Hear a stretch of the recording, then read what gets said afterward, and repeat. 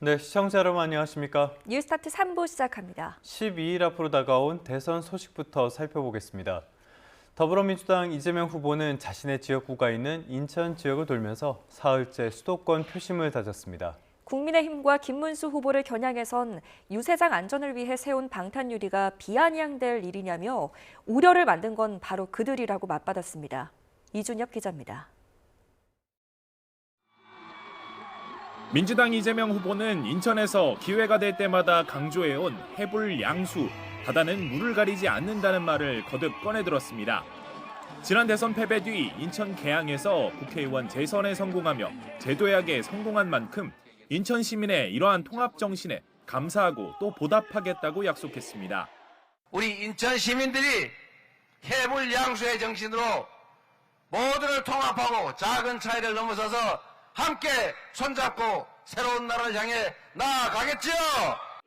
인천 출신 최초의 대통령이 돼 출퇴근 교통 등 몸소 겪은 문제들을 꼼꼼히 챙기겠다고도 강조했습니다. 이재명 후보는 인천의 정신이 통합이라 강조하고 K경제의 글로벌 관문으로 도약시키겠다며 지지를 호소했습니다. 하루 전 자신은 방탄조끼가 필요 없다며 비난전을 펼친 국민의힘 김문수 후보를 향해선 그들이 이렇게 만든 것이라며 이게 비아냥거릴 일이냐고 응수했습니다. 인천 출신 정치인 조봉암의 사법 살인을 거론하며 지금 이 순간에도 반란과 내란, 정적 제거 업무는 계속되고 있다고 목소리를 높였습니다. 이렇게 방탄유리를 설치하고 이렇게 경호원들이 경호하는 가운데 유세를 해야 되는 것이 이재명 그리고 민주당의 잘못입니까? 과거 김건희 여사 연루 사건을 수사했던 이창수 서울중앙지검장과 조상원 4차장 검사를 향해선 사퇴하더라도 책임은 여전하다고 경고했습니다. 현저하게 공정성을 훼손하고 정치적으로 편향된 검찰권 행사에 대해서는 사퇴를 하더라도 책임을 면할 수 없다라는 점을 좀 지적하고 싶습니다. 이 후보는 오늘 제주를 찾은 뒤 노무현 전 대통령 서거 16주기인 내일은 경남 김해 봉하마을을 방문할 예정입니다. YTN 이준엽입니다. 국민의힘 김문수 후보는 최근 논란이 된 자신의 헌법재판소 비판 발언에 대해서 처음으로 사과했습니다. 김 후보는 사흘 연속 수도권 공략에 나섰는데 경기 북부 지역을 찾아 교통 개선과 경제 발전을 약속했습니다. 박정현 기자입니다. 지난주 김문수 후보는 박근혜, 윤석열 등 전직 대통령에 대한 연이은 만장일치 파면 결정을 공산국가에서나 하는 일이라며 헌법재판소를 맹비난했습니다. 이에 헌재 판결에 불복하는 것 아니냐는 비판이 제기됐는데 나흘 만에 열린 토론회에서 관련 질문이 나오자 표현이 과격했다며 사과했습니다. 그 부분은 제 표현이 좀 격하고 과했는데 비판한 것은 잘못이라고 생각하고 저는 하여튼 일단 헌법재판소의 판결을 존중합니다. 지지율 격차를 해소할 특단의 방법으론 개혁신당 이준석 후보와의 단일화를 꼽았고 한국 정치에선 제3당이 잘 되기가 어렵다며 결국 함께할 거라고 전망했습니다. 사흘 연속 수도권 유세를 이어간 김 후보, 오후에는 밀짚 모자를 눌러쓰고 직접 모내기에 나섰습니다. 청년 농업인들의 애로사항을 들으며 청년 일자리를 챙기는 행보도 빼놓지 않았습니다. 경기 북부 지역 유권자들을 상대로는 경기지사 재임 시절 업적을 강조한 맞춤형 표심 공략에 집중했습니다. 자신이 최초로 제안한 GTX를 완성해 교통 불편을 개선하고 접경 지역에 지정된 군사시설 보호나 그린벨트 등의 규제들을 풀어 경제를 살리겠다고 약속했습니다. 1시간 내로 어디든지 다 다닐 수 있게 이런 교통혁명을 이루어내는데 경기도 최고의 요지가 아직 남아있는데 저 땅에 좋은 기업들, 좋은 연구소가 방탄유리를 세운 민주당 이재명 후보를 겨냥해선 자신은 죄를 지은 것이 없어 경호원조차 필요 없다며 차라리 안전한 감옥으로 가라고 발언 수위를 끌어올렸습니다. 방탄적도 없죠. 감옥에 앉아있으면 교도관들이 다 지켜주고 때 되면 밥도 딱딱 갖다 줘요. 김 후보는 오늘도 서울과 광명, 부천 등 수도권 지역 유권자들을 만나 바닥 민심 잡기에 집중할 계획입니다. YTN 박정현입니다. 선거전이 막판에 접어들면서 국민의힘이 개혁신당 이준석 후보를 향해 연일 단일화 러브콜을 보내고 있습니다. 하지만 진척은 없는 상태입니다. 안철수 의원이 직접 찾아가기까지 했지만 이 후보는 요지부동입니다. 이렇게 범보수 진영 지지율 정체가 계속되면 압박 수위는 더 거세질 것이라는 관측이 나옵니다. 강민경 기자입니다. 대학생들과 점심을 먹고 있는 개혁신당 이준석 대선 후보 앞에 안철수 의원이 나타났습니다. 국민의힘 공동선거대책위원장으로서 김문수 후보와의 단일화를 설득하기 위해 이 후보 유세 현장의 모습을 드러낸 겁니다. 깜짝 회동의 분위기는 대체로 화기애애했습니다. 언론에 얘기가 많이 나오는 게 뭐 단일화니 이런 얘기다 보니까 제가 또 원래 단일화하면 연관 검색어가 또 안철수 대표님 아닙니까? 이에 안 의원은 조심스럽게 범보수 단일화의 필요성을 꺼냈지만 좀 진솔하게, 솔직하게 조언을 좀 드리고 싶은 부분도 있고 해서 이 후보는 단일화는 없다는 뜻을 굽히지 않았습니다. 오히려 국민의힘 지도부와 대선 후보, 중진 의원까지 발벗고 나서는 상황에 불쾌감을 드러내기도 했습니다. 제가 이제 단일화 앵무새들이라고 계속 얘기하는데 저는 단일화에는 전혀 관심이 없고 개혁신당에선 친윤계가 차기 당권을 미끼로 이준석 후보를 회유하려 한다는 폭로도 나왔습니다. 대선 뒤 친한동훈계의 당권을 뺏기지 않기 위해 이 후보를 허수아비로 내세우려 한다는 주장인데 김문수 후보로의 단일화가 전제인 만큼 대응하지 않겠다는 입장입니다. 완주 의지를 다진 이 후보는 일강인 민주당 이재명 후보를 향한 공세에 더욱 집중했습니다. 이재명 후보가 성남시장 시절 설립을 추진했던 성남시 의료원을 찾아 운영 실태를 점검하는 등 저격수를 자처하는 모습입니다. 하지만 여러 여론조사에서 이준석 후보의 지지율은 한 자릿수대를 벗어나지 못하고 있습니다. 일단 이준석 후보 측은 독자적인 지지 기반을 더 다져간다는 방침이지만 투표용지 인쇄가 시작되는 오는 25일 전까지 보수 진영의 단일화 압박은 더 커지리란 관측이 나옵니다. YTN 강민경입니다. 윤 전 대통령이 파면 뒤의 첫 공개 일정으로 부정선거 논란을 주장하는 영화를 관람했습니다. 국민의힘 내부 반응도 나쁩니다. 상대방 선거를 돕는 꼴이다. 지금은 자중해달라는 볼멘 목소리가 터져나왔습니다. 공개 행보를 대선 개입으로 규정한 민주당은 윤 전 대통령이 있을 곳은 영화관이 아니라 감옥이라며 맹공을 퍼부었습니다. 김철희 기자입니다. 임명 이후 줄곧 윤 전 대통령 자진 탈당을 요구했던 국민의힘 김용태 비상대책위원장. 윤 전 대통령은 당과 무관한 사람이라며 선을 그으면서도 부정선거 영화 관람이 부적절한 행동이었다고 지적했습니다. 저희 당하고는 이제는 관계가 없는 분이라고 제가 말씀을 드리겠습니다. 계엄에 대한 반성과 자중을 하셔야 할 때가 아닌가 생각이 듭니다. 친한계 인사들을 중심으론 반성 없는 모습이 어처구니 없고 한심하다거나 당이 살고 보수가 거듭나려면 다시 구속해야 한다는 등 원색적인 비난의 목소리도 나왔는데 한동훈 전 대표 역시 당이 극단 세력들과 손잡는 것 자멸의 지름길이라며 직격탄을 날렸습니다. 반면 김문수 후보는 선관위가 관련 의혹을 해소해야 한다며 직접적인 평가를 자제하는 모습이었습니다. 선거관리위원회의 선거관리나 부정선거 의혹을 완전하게 일소할 수 있도록 최선을 다해서 노력을 하겠습니다. 민주당은 윤 전 대통령의 영화 관람을 대선 개입 시도로 규정하며 비판 수위를 끌어올렸습니다. 내란 우두머리 피의자는 영화관이 아닌 감옥으로 보내야 한다며 내란이 아직 끝나지 않았다고 날을 세웠습니다. 그 선거 시스템으로 본인이 선거에 이겼는데 부정선거라고 하면 어떻게 되는 겁니까? 잘 이해가 안 되네요. 윤 전 대통령 자진 탈당을 계기로 지지율 반전을 노리던 국민의힘은 이번 윤 전 대통령 행보가 행여 중도회원 확장에 악영향을 미치진 않을지 촉각을 곤두세우는 분위기입니다. YTN 김철입니다. 검찰이 통일교 전 고위 간부 측이 사들인 샤넬백 2개가 김 여사 최측근에게 전달된 증거를 포착했습니다. 김 여사의 비서가 이 가방들을 다른 샤넬 제품들과 교환하는 과정에서 전달 정황이 드러났는데 검찰은 김건희 여사 최종 전달 여부를 파악하는 데 수사력을 집중하고 있습니다. 양동훈 기자입니다. 최근 샤넬 코리아를 압수수색한 검찰은 통일교 전 고위 간부 윤모 씨 측이 적어도 샤넬 가방 2개를 구입한 이력을 확인했습니다. 윤 씨가 건진법사 전성배 씨에게 김 여사 선물 명목으로 다이아몬드 목걸이, 천수삼 농축차와 함께 전달한 것으로 의심되는 가방들입니다. 그런데 검찰이 샤넬 제품의 거래 이력을 알 수 있는 고유번호 등을 토대로 조사해보니 이 가방들이 김건희 여사의 최측근 수행비서인 유모 씨에게 전달된 정황이 드러났습니다. 김 여사 비서 유 씨가 이 가방들을 샤넬 측에 들고 왔고 웃돈까지 줘가며 다른 제품 등으로 교환한 사실이 확인된 겁니다. 유 씨가 샤넬 제품을 교환한 시점은 지난 2022년 4월과 7월로 두 개의 가방 가격은 각각 1,000만 원 안팎인 것으로 알려졌습니다. 이에 대해 건진법사 전 씨는 검찰 조사에서 평소 알고 있던 유 씨에게 자신이 웃돈을 줘가며 샤넬 가방 2개 교환을 부탁했고 이후 돌려받았다고 진술한 것으로 전해졌습니다. 통일교 전 간부 윤 씨에게 샤넬 가방 2개를 받긴 받았지만 다른 물건들처럼 돌려받은 다음에 잃어버렸다는 주장입니다.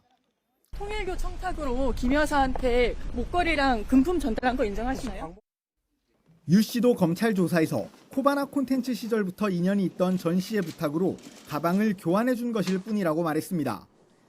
건진법사 전 씨와 김 여사 최측근 유 씨 모두 샤넬 가방 2개의 전달 과정은 인정하면서도 김건희 여사 전달은 없었다. 그저 자신들 사이에 있었던 일이라고 진술한 겁니다. 하지만 검찰은 코바나 콘텐츠 시절부터 대통령실까지 긴 시간 김 여사를 수행한 유 씨가 보고도 없이 가방을 받고 교환까지 했다는 진술은 신빙성이 떨어지는 것으로 보고 있습니다. 검찰은 유 씨가 교환한 샤넬 제품들이 김 여사에게 전달됐는지를 확인하는 데 수사력을 집중하고 있습니다. YTN 양동훈입니다. 경기도 시흥시에서 2명을 살해하고 2명을 흉기로 다치게 한 혐의를 받는 50대 중국인 차철남이 구속됐습니다. 경찰은 프로파일러를 투입해 차 씨의 심리를 분석하면서 사이코패스 검사를 진행할지도 검토하고 있습니다. 김희영 기자입니다. 살인과 살인 미수 혐의를 받는 차철남이 구속 전 피의자 신문에 출석하기 위해 경찰서를 나섭니다. 차 씨는 반성하는 모습 없이 우발적인 범행을 주장하며 되려 피해자들이 나쁜 사람들이라고 비난했습니다. 편의점 주인이랑 집주인도 살해 의도 있었습니까? 없었습니다. 그럼 갑자기 범행했다는 건가요? 우발적으로 범행했다는 말씀이신가요? 네. 법원은 차 씨에 대한 구속영장을 발부했습니다. 재판부는 차 씨가 증거를 없애고 도망칠 우려가 있다고 이유를 밝혔습니다. 차 씨는 지난 17일 오후 4시쯤 알고 지낸 50대 중국인을 자신의 집으로 불러 둔기로 살해한 뒤 피해자의 동생을 찾아가 역시 둔기를 휘둘러 살해한 혐의를 받고 있습니다. 이틀 뒤에는 60대 편의점주와 70대 집주인을 상대로 흉기를 휘둘러 다치게 한 혐의도 받고 있습니다. 차 씨는 숨진 중국인이 12년 전 자신에게 빌려간 3천만 원을 갚지 않아 살해했다고 진술했습니다. 또 다친 피해자들에 대해서는 평소 자신을 험담하거나 무시해 범행을 저질렀다고 주장했습니다. 차 씨는 중국인 형제를 살해한 뒤 피해자의 차에서 이틀 동안 머물렀던 것으로 조사됐습니다. 이후 편의점을 찾아가 흉기를 휘두른 뒤 자전거를 훔쳐 타고 집주인을 상대로 추가 범행을 저질렀습니다. 경찰은 차 씨가 흉기를 미리 사서 가져가는 등 계획 범죄 정황이 있다고 보고 있는데 프로파일러를 투입해 차 씨의 심리 상태를 분석하면서 사이코패스 검사를 진행할지도 검토하고 있습니다. 또 차 씨의 통화 내역과 금전 거래 내역 등을 확인해 구체적인 범행 동기도 파악할 예정입니다. 앞서 공개 수배로 차 씨의 얼굴과 나이 등을 알렸던 경찰은 범행의 중대성 등을 고려해 신상 공개를 결정할지 검토하고 있습니다. YTN 김희영입니다. 방금 보신 것처럼 최근에 흉기 난동 사건이 이어지고 있죠. 어젯밤 인천의 한 아파트에서는 이웃 주민에게 흉기를 휘두른 60대 남성이 경찰에 붙잡혔습니다. 주민 3명이 다쳐서 병원으로 옮겨졌는데 남성은 범행 직후 달아났다가 1시간 만에 체포됐습니다. 손효정 기자입니다. 모자와 우도시 피에 젖은 남성 한 명이 슈퍼마켓 안으로 들어옵니다. 직원에게 경찰 신고를 부탁하더니 바닥에 피를 흘리면서 가게를 빠져나갑니다. 같은 아파트에 사는 60대 남성 A씨가 휘두른 흉기에 다친 겁니다. 갑자기 오셔가지고 칼 맞으신 분이 빨리 전화기 좀 빌려달라고 전화기 빨리 빌려달라고 하셔서 경찰 부르라고 나 칼 맞았다고. A씨가 아파트 놀이터에서 함께 술을 마시던 이웃 주민들에게 흉기를 휘두른 건 어젯밤 9시쯤. 70대 남성 1명이 머리 등을 크게 다쳐 병원으로 옮겨졌고 60대 남녀 2명도 부상을 입고 치료를 받고 있습니다. 사건 발생 3시간여가 지났지만 현장엔 피해자들의 핏자국과 소지품이 그대로 남아 있습니다. A씨는 범행 직후 달아났는데 신고를 받고 출동한 경찰의 추적 끝에 1시간 만에 아파트 단지 안에서 붙잡혔습니다. 피해자들과는 평소 친분이 있었던 것으로 알려졌지만 당시 다툼이 있었다는 목격자의 진술도 나왔습니다. 씨한테 다들 몰아붙이니까 얘가 화가 나니까 슬금이 가더라고요. 나오더니 절로 앉은 사람 그냥 찍은 거예요, 막. 경찰은 A씨를 상대로 구체적인 범행 동기와 사전 계획 여부를 조사한 뒤 살인미수 혐의 적용 여부를 결정할 방침입니다. YTN 손효정입니다.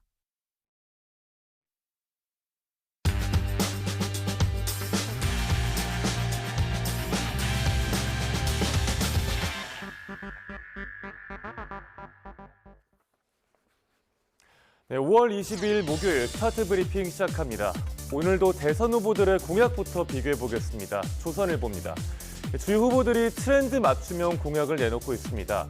가상자산 투자자들을 겨냥한 코인 활성화, 또 반려동물 가구의 표심을 얻기 위한 펫 공원 조성 등이 대표적입니다. 이재명 민주당, 김문수 국민의힘 대선 후보 모두 어제 아침 거의 동시에 반려동물 관련 공약을 발표했습니다. 이 후보는 동물복지기본법 제정을 약속하면서 동물학대 가해자는 사육을 금지하겠다고 했고요. 김 후보는 반려동물 장례식장 신설과 반려동물의 날 제정을 추진하겠다고 했습니다. 두 후보는 가상자산 투자를 활성화하는 공약도 내놨습니다.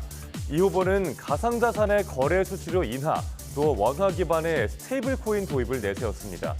김 후보는 가상자산 1거래소 1은행 폐지 등을 공약했고요. 1,800만 코인 투자자의 절반을 차지하는 2030을 겨냥한 걸로 분석됩니다. 후보들은 이외에도 수요층이 명확한 공약을 매일같이 발표하는 중입니다. 어떤 공약이 나에게 맞는지 꼼꼼하게 따져보시길 바랍니다. 그런데 어떤 공약이 있는지 자세히 비교를 해보고 싶어도 이게 쉽지가 않습니다. 대선이 2주도 채 남지가 않았는데 정책 공약집은 여전히 깜깜이 상태라는 한국일보 기사입니다. 민주당과 국민의힘은 다음 주 중에 대선 정책 공약집을 공개할 예정입니다. 국민의힘은 25일에서 26일쯤, 민주당은 27일에서 29일쯤으로 예상됩니다. 그러니까 빨라도 대선 7일에서 9일 전, 늦으면 대선 5일에서 8일 전에야 공약집을 받아볼 수 있는 겁니다. 유권자들이 정책 비교도 제대로 하지 못하고 급하게 투표할 상황에 처한 거죠. 양당은 조기 대선이라 준비가 부족했다면서 꼼꼼하게 공약을 검증하는 차원이라고 설명했습니다. 하지만 양당에 정치적 계산이 깔려 있다는 지적도 나오는데요. 민주당 입장에선 민감한 이슈에 대한 논란을 키우지 않으려 의도적으로 지연 전략을 쓸 수가 있고, 강제 단일화 파동에 준비가 늦어진 국민의힘은 이재명 때리기에 집중하는 게 선거에 더 유리하다는 판단도 한 걸로 보입니다. 이렇다 저렇다 한들 대선 후보들의 공약을 제대로 비교해보는 것도 유권자의 권리인데, 양당이 아무리 서둘러도 역대 최장 지각 기록은 피하기가 어려워 보입니다. 다음 동아일보입니다. 늦고 병들면 누가 날 돌봐줄까 걱정되는 분들 많으실 텐데요. 국민 10명 중에 4명은 자신이 요양보호사에게 의존할 거라고 생각한다는 조사가 나왔습니다. 전국의 40세 이상 남녀 1,000명을 상대로 실시한 설문조사 결과인데 내용 보겠습니다. 응답자의 39%는 요양보호사, 35%는 배우자가 자신을 돌봐줄 거라고 답했습니다. 스스로 돌봐야 한다는 사람이 21%였고요. 자녀가 돌볼 거라고 답한 비율은 4%에 그쳤습니다. 그런데 성별에 따라서도 차이가 있습니다. 남성의 절반은 배우자가 자신을 돌봐줄 거라고 생각한 반면 여성의 절반은 요양보호사를 1위로 꼽았습니다. 남편에게 돌봄을 기대하는 비율은 22%밖에 안 됩니다. 여기엔 중장년층 세대에 굳어진 성 역할이 자리 잡고 있다는 분석입니다. 또 여성의 평균 수명이 남성보다 6년 더 긴 것도 영향을 미친 걸로 보이고요. 한편 응답자의 절반가량은 선호하는 임종 장소로 집을 꼽았습니다. 하지만 실제로는 종합병원이나 요양병원에서 임종을 맞게 될 거라고 예상한 사람이 절반을 넘었습니다. 초고령화 사회의 노인 인구는 점점 많아지고 있죠. 전문가들은 남녀 모두 자신을 돌볼 수 있는 방법을 배워야 한다고 조언합니다. 이와 함께 국가나 지자체 차원의 노인 돌봄 서비스도 충분히 뒷받침돼야 할 걸로 보입니다. 마지막 기사 보겠습니다. 중화권과 동남아시아 곳곳에서 코로나 바이러스가 확산하고 있습니다. 우리나라에서 아직은 유행하지 않고 있는데 여름에 환자가 급증할 우려가 있다는 내용을 담았습니다. 네, 태국의 수도 방콕으로 한번 가보겠습니다. 시민들이 빠짐없이 마스크를 쓰고 걷고 있죠.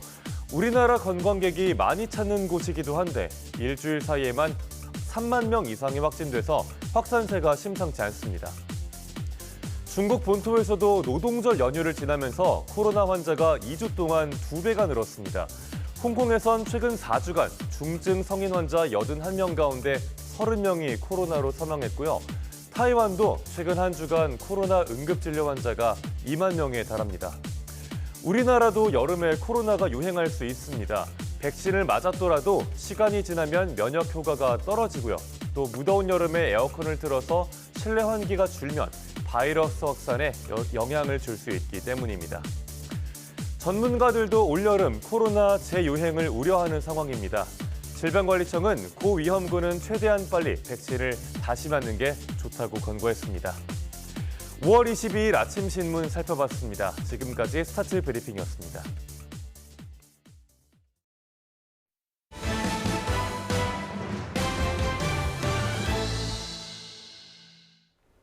또다시 외교 상식적으로 이해하기 어려운 장면이 나왔습니다. 트럼프 대통령이 남아프리카 공화국 대통령과의 정상회담 도중에 백인 학살 의혹을 해명하라고 요구했습니다. 지난 2월 젤렌스키 우크라이나 대통령의 백악관 설전 이후 정상회담에서 공개 면박 장면이 또 발생하면서 논란이 일고 있습니다. 워싱턴 홍상희 특파원입니다. 백악관 집무실에서 7일 라마포사 남아프리카 공화국 대통령과 마주 앉은 트럼프 미 대통령이 갑자기 큰 우려가 있다며 화제를 돌립니다. So we take from many locations if we feel there's persecution or genocide going on. That's really the purpose of the meeting, and we'll see how that turns out. 이어 백인 농부를 살해하자고 선동하는 영상을 보여주고 관련 기사를 라마포사 대통령에게 건네며 해명을 요구합니다. Look, these are articles over the last few days. Death of people. Death. But I hope we can have an explanation of that because I know you don't want that. 미국과의 관계를 리셋하고 싶다며 히토류 등 광물 협정을 의제로 제안했던 라마포사 대통령은 한 번도 본 적 없는 영상이라며 반박했습니다. Let me clarify that.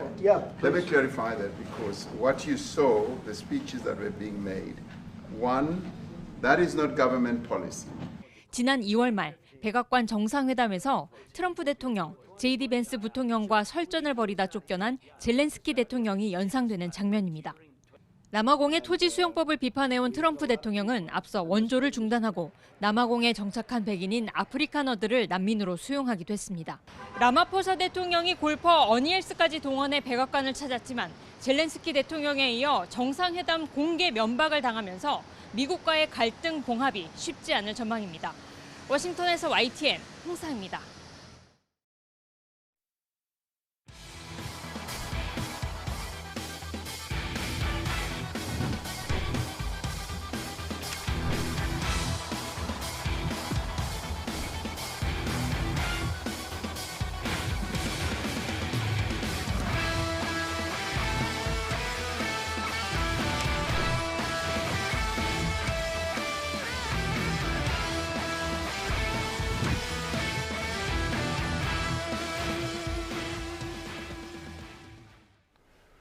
트럼프의 관세도 또 감세도 시장에 큰 충격을 주고 있습니다.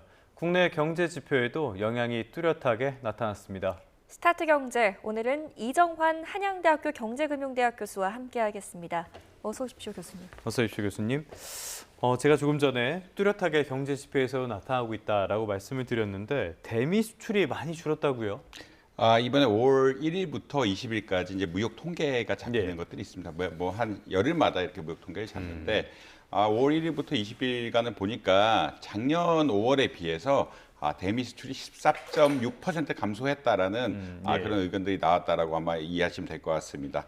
이 뭐 큰 부분은 아무래도 철강하고 자동차 분야가 이런 수출 감소를 이끈 것이 아니냐라는 이야기를 하고 있고요. 사실 지난달에도 대미 수출이 좀 많이 감소를 했는데 이번 달까지 어떤 감소가 이어지면서 좀 대미 수출 자체가 어려워진 것이 아니냐라는 의견들이 나오고 있습니다. 근데 아무래도 이거는 사실 이제 4월 달부터는 관세가 본격화되기 시작하면서 물론 상호 관세는 유예가 됐긴 했지만 품목 관세들 같은 것들은 이제 본격화되기 시작하면서 관세 효과들이 나타난 것이 아니냐라는 의견이 하나가 있고요. 두 번째로는 이제 이렇게 관세가 기대가 되면은 흔히 말해서 미리 조금 수입을 해놓는 공방 관리 차원에서 미리 수입을 해놓는 어떤 그런 측면. 그러니까 1, 2, 3월에는 조금 수입이 미국 수입, 우리나라 수출이 약간 늘 수 있는 여지가 있고 4, 5월에는 좀 줄어들 수 있는 이런 상황적 조건들이 좀 있었다라고 아마 이해하시면 될 것 같습니다. 이제 통상적으로 뭐 산업연구원이라든지 이런 데 보고에 따르면은 관세 효과는 한 3개월 정도는 이후에 나타난다고 보고 있긴 하거든요. 그래서 지금이 시작이기 때문에 조금 더 안 좋아질 가능성은 더 분명히 있다라는 점 역시 좀 말씀을 드리고 싶습니다. 네. 조금 전에 저희가 준비했던 그래픽이 있는데요. 그 그래픽을 다시 한번 보시면요. 중국, 미국뿐만이 아니라 중국과 미국, 유럽연합 다 이런 쪽으로도 수출이 줄어들었거든요. 이런 것들이 미리 수입을 많이 했기 때문에 기저효과 때문에 이렇게 줄어들 수 있다. 이런 말씀이신 건가요? 일단은 미리 수입한 유럽연합이 미리 수입할 이유는 없지만 사실은 근본적으로 이제 수입 물동량 자체가 미리 가져가려는 인센티브들은 분명히 좀 있는 것 같다. 그런 정도 말씀드릴 수 있겠고요.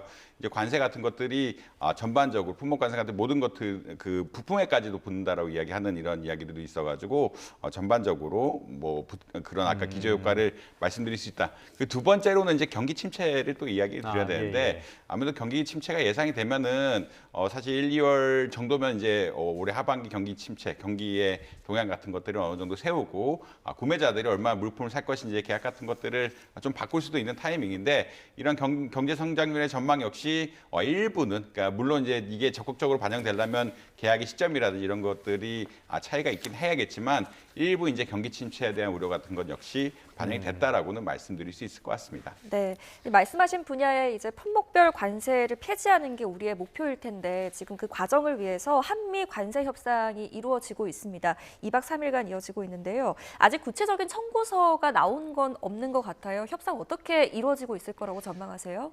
지난번 이제 에이펙에서 에이펙 통상장관 회의에서 이제 의제는 정해졌거든요. 이제 특히나 이제 미국이 적극적으로 노리는 것은 사실 1번 안건이 무역 적자에 관한 것이기 때문에 무역 적자의 균형을 맞추자라는 1번 안건을 중심으로 해서 디지털 관련해서라는 이런 여러 가지 것들이 의제는 정해졌다라고 이야기하고 있고 이번에 이제 기술 협상 같은 것들이 들어가면서 이것을 좀 구체화하는 과정이라고 보면 될 것 같은데 근데 이제 한국과 미국이 적극적으로 협상하지 못한 이유가 있죠. 그거는 이제 아무래도 우리나라 대선 리스크라기보다는 대선이 이미 결정이 되어 있기 때문에 이 이후 특히나 이제 차관급부터 인사를 먼저 빨리 할 거라고 예상을 하고 있거든요. 그러니까 실무를 담당하는 차관진들이 바뀌게 되면은 정책 같은 것들이 굉장히 빨리 바뀔 수 있다. 그러니까 정책 스탠스 같은 것들이 바뀔 수도 있고 사실 이제 기존에 지금 정부에서 하는 이야기들이 다음 정부에서 바뀔 수도 있기 때문에 이게 쉽게 그리고 빠르게 가기는 좀 어려운 상황들이 아니냐. 그리고 너무 사실 6월 4일 되면은 거의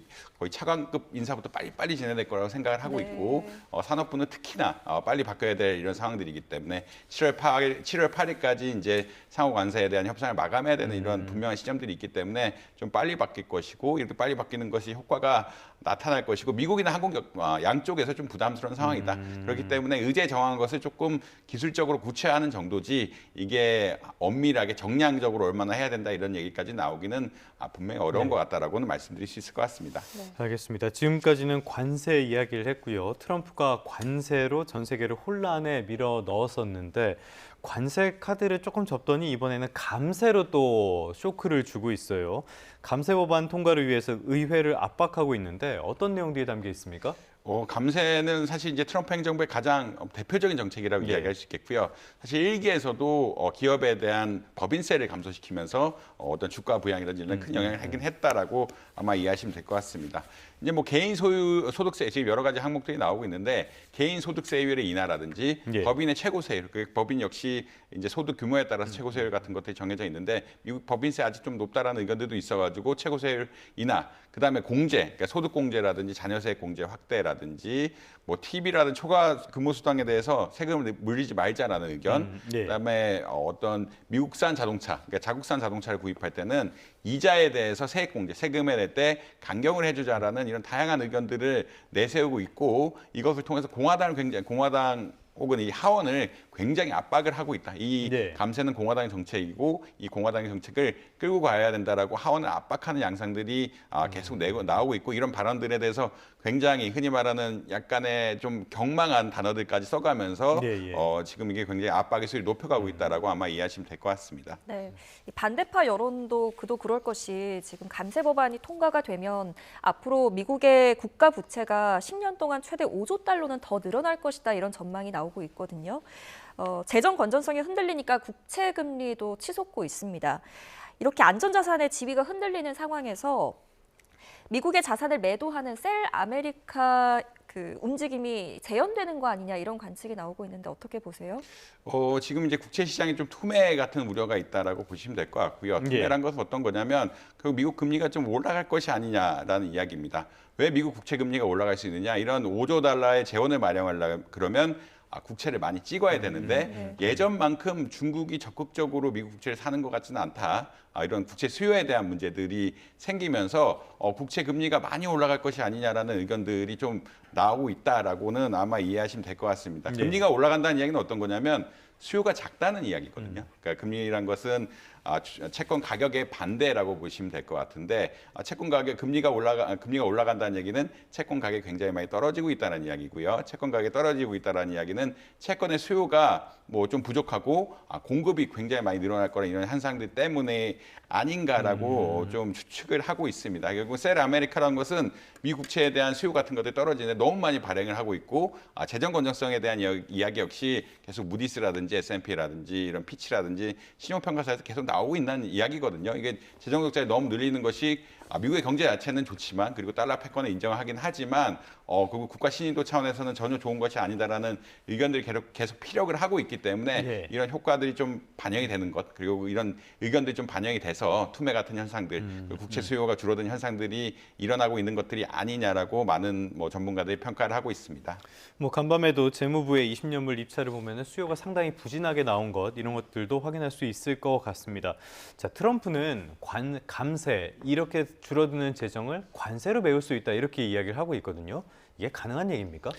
사실 이제 뭐 이론적으로는 가능할 수는 있겠지만 이제 누가 내느냐의 문제가 또 중요하죠. 결국은 관세를 내는 주체 역시 미국 시민들, 미국 국민들이고요. 그럼 이 주머니에서 나와서 저 주머니 메우는 거예요? 이 주머니 나와서 저 주머니하고 관세 효과는 다만 뭐 투자를 미국으로 유치한다든지 이런 효과를 볼 수가 있는데 이제 세금의 주머니만 다른 거고 내는 것들은 똑같다. 그리고 이제 최근 이제 중국하고 관세 협상 같은 것들을 보면은 아무래도 인플레이션율 같은 것들 때문에 조금 관세 협상에 대해서 중국과 굉장히 우호적으로 나가고 있었던 거거든요. 그러니까 결국은 30%까지 내리면서 좀 우호적인 양상을 벌이기 때문에 이렇게 흔히 말해서 세액 공제라든지 세율을 낮추면서 한 재정 적자를 회복할 수 있을 것인가에 대해서 좀 의문이 들고 있다. 특히나 트럼프 행정부 초기에는 흔히 말 머스크가 그러니까 도지라는 걸 만들어서 정부 효율성을 강화하자라는 이야기도 했는데 지금 또 그런 이야기는 싹 들어갔거든요. 비용 감축에 대한 이야기들이 많이 들어갔기 때문에 재정에 대한 우려가 상당하다라고는 아마 이해하시면 되지 않을까 이렇게 생각을 하고 있습니다. 네, 여기에 신용등급 하락 소식까지 겹치면서 달러도 약세를 계속 보이고 있는 것 같아요. 예, 달러 어제 약세를 좀 보였는데 결국은 특히나 우리나라 원달러 환율이 많이 떨어졌는데 어제 좀 뉴스가 하나 있었죠. 그 흔히 말해서 이번 어떤 통상 협의에 있어서 죄송합니다. 환율 정책 같은 것들이 올라가지 않느냐. 환율 정책 같은 게 올라가면은 이제 우리나라 원이 강해지고 달러가 약해지면서 환율 좀 떨어져야 되는 것이 아니냐라는 의견들까지 나오면서 어제 환율 좀 변동폭이 좀 있었다라고 아마 이해하시면 될 것 같고요. 아무래도 이제 미국 달러에 대한 수요가 수요가 줄어들게 되면은 흔히 말하는 통화가 약해진다는 현상들이 발생하고 있고 사실 미국도 이렇게 통화 약해지는 것을 원하기는 한다. 라고는 보시면 될 것 같습니다. 네. 미국이 궁극적으로 원하는 것은 국채 수요도 있고 환율이 내려가는 이런 좋은 시나리오긴 한데 지금 나오는 시나리오는 국채 수요도 줄고 환율도 낮아지는 이런 좀 정책의 방향과는 약간은 다른 방향 쪽으로 가고 있어가지고 좀 미국 경제 역시 우려가 있다라고는 말씀드릴 수 있을 것 같고요. 이런 계속 뉴스들이 나오고 있거든요. 그러니까 미국이 환율 협상 테이블로 올릴 것이다 이런 뉴스들이 나오고 있으면서 좀 환율 같은 변동폭 같은 것들이 조금 있다라고는 말씀드릴 수 있을 것 같다. 이 정도는 말씀드릴 수 있을 것 같습니다.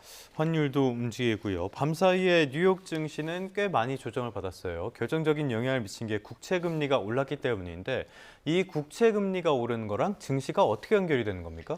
사실 기술주 같은 경우에는 금리에 굉장히 민감합니다. 금리에 민감하다는 이야기는 어떤 거냐면 금리가 오를수록 대출 같은 것들 흔히 말해서 자본 조달 비용이 올라가기 때문에 기술 투자를 실현하기가 굉장히 어렵다. 그러니까 기술주 같은 경우에는 결국은 장기 투자가 중요한데 장기로 저리로 미루는 것이 중요한 반면 국채 금리는 모든 금리의 기준이 되기 때문에 국채 금리가 이렇게 올라가게 되면은 어떻게 보면 자본 조달 비용이 올라가게 되고 자본 조달 비용이 올라가면 R&D 성과를 내기가 쉽지 않기 때문에 특히나 이런 뉴욕 증시 같은 기술주 같은 경우에 많이 떨어진다라고 보시면 될 것 같고요. 이제 다우존스나 이쪽 S&P 500 역시 금리가 올라가게 되면은 아무래도 투자자의 그러니까 지금은 수요가 작긴 하지만 쏠림이 아무래도 채권 쪽으로 몰려갈 수밖에 없는 이런 상황들이 있으면서 부정적인 영향이 미칠 수밖에 없다라고 보시면 될 것 같습니다. 네, 부진했던 뉴욕 증시까지 짚어봤고요. 다음 이슈 한번 넘어가 보겠습니다. 전기차 시장에서 지금 중국 배터리 기업 하장세가 무서울 정도입니다. 우리나라 배터리 3사가 점유율을 역전당했네요. 사실 이제 점유율 역전에 대한 이야기는 계속 나오고 있다라고 보시면 될 것 같고 이제 중국이 얼마나 과반을 넘어서 더 점유율을 가져갈 것이냐, 그러니까 이런 것들에 대한 이야기들이 나오고 있다라고 아마 이해하시면 될 것 같습니다. 중국이 성장할 수 있는 이유는 좀 명확한데 중국의 전기차 생산이 전 세계 전기차 생산의 50%이 넘습니다. 50% 넘기 때문에 자국 내 배터리 수요만 충족한다고 할지라도 굉장히 큰 시장. 그렇기 때문에 이제 중국 배터리 업체의 어떤 배터리 공급량 같은 것들이 지속적으로 늘어날 수밖에 없는 상황들이고 중국은 또 미국하고 달리 굉장히 이런 전기차에 대해서 강력하게 나가고 있거든요. 그러니까 전기차로 바꾸겠다라는 의지를 피력하고 있기 때문에 앞으로도 전망상으로 나쁘지 않다. 근데 우리나라 흔히 말하는 이 배터리 공급 업체들이 중국 자동차 공급하기는 또 어려운 상황이라고 분명히 이해할 수밖에 없기 때문에 중국의 시장이 굉장히 커지고 이에 따라서 2차 전지 시장 같은 것들 역시 중국으로 좀 재편되는 것이 아니냐라는 의견들 역시 많이 나오고 있다. 그리고 이제 이 기반에는 R&D 투자 같은 것들이 있습니다. 지금 전 세계 제1의 배터리 업체는 CATL이라는 중국 업체인데 CATL이 하는 R&D 규모, 한 회사가 하는 R&D 규모가 우리나라 3사가 하는 R&D 규모, 그러니까 LG 엔솔을 포함한 3사가 하는 R&D 규모보다 더 크다라고 이야기하고 있거든요. 그만큼 미래 성장이 예측이 되기 때문에 R&D에도 적극적으로 투자를 할 수가 있고 중국 역시 이제 적극적으로 보조금 같은 것들, 저금리를 제공을 해주면서 2차 전지 산업을 유도하고 전기차 전환을 유도하고 있는 상황들이기 때문에 이렇게 흔히 말하는 상장을 해서 돈도 많이 모을 수 있었고 이에 따라 미래 전망성 역시 굉장히 좋아지고 있다. 그리고 마지막 한 포인트만 말씀드리면 기술력 역시 중국이 조금 앞서간다는 의견 역시 예전에 좀 뒤처진다는 의견이 많이 나왔는데 최근에 CATL이 나트륨 배터리라는 굉장히 새로운 소재의 배터리를 이야기하면서 굉장히 싸게 그러니까 50분의 1 가격으로 만들 수 있다는 의견까지 나오고 있거든요. 그렇기 때문에 좀 우리나라 2차 전지 시장에 좀 충격을 주고 있는 것은 사실이다라고 말씀드릴 수 있을 것 같습니다. 알겠습니다. 오해가 있을까 봐 약간만 말씀을 드리자면은 조금 전에 점유율 중국이 앞섰다고 말씀을 드렸는데 이거는 중국을 제외한 전 세계 기준이고요. 중국을 포함하면은 예전에 역전이 돼 있는 상태입니다. 자, 그렇게 말씀해 주신 상황을 보면은 우리나라는 완전히 사면초가 아닌가 이런 생각이 드는데 대체 우리나라는 이 위기를 어떻게 극복해야 됩니까? 사실 기술 혁신으로 극복할 수밖에 없다라고 많이 평가를 하고 있습니다. 중국은 자국 내에서 보조금을 주면서 굉장히 성장을 시키고 있고요. 지금은 미국은 2차 전지에 대해서 보조금 좀 줄이는 양상들이라고 보시면 될 것 같거든요. 물론 이제 트럼프 행정부가 바뀌면 또 2차 전지에 대한 어떤 이야기들이 나올지 모르겠지만 친환경 에너지에 대한 이런 보조금을 줄이면서 우리가 진출할 수 있는 미국 시장에 대한 좀 수요는 줄고 있고 이렇기 때문에 좀 어려운 상황들이 발생하는 데다가 아까 말씀드린 것처럼 CATL이라든지 이런 중국의 업체들이 R&D 굉장히 공격적으로 하고 있기 때문에 기술이라든지 수요라든지 모든 측면에서 좀 불리한 상황들이다라고는 아마 이해하시면 될 것 것 같습니다. 예. 그렇기 때문에 이제 혁신 기술을 이야기를 계속 하는데 2차 전지 시장은 아무래도 뭐 전고체 배터리, 그러니까 전고체 배터리라는 것은 지금은 액체로 된 어떻게 그 배터리에 전해지죠. 배터리 안에는 액체로 되어 있는데 이것을 고체로 바꾸면서 안정성과 규모를 확실히 줄일 수 있는 이런 기술들, 그러니까 흔히 말하는 퀀텀 립을 할 수 있는 기술들이 몇 가지들이 있는데 이런 것들을 적극적으로 개발하는 방법, 그리고 정부가 이걸 도와줘야 되는 이런 상황들이다라고 아마 이해하시면 될 것 같습니다. 결국엔 기술밖에 없다. 알겠습니다. 지금까지 이정환 한양대학교 경제금융대학과 우리나라를 둘러싼 다양한 경제 이슈들 점검해봤습니다. 오늘 말씀 고맙습니다.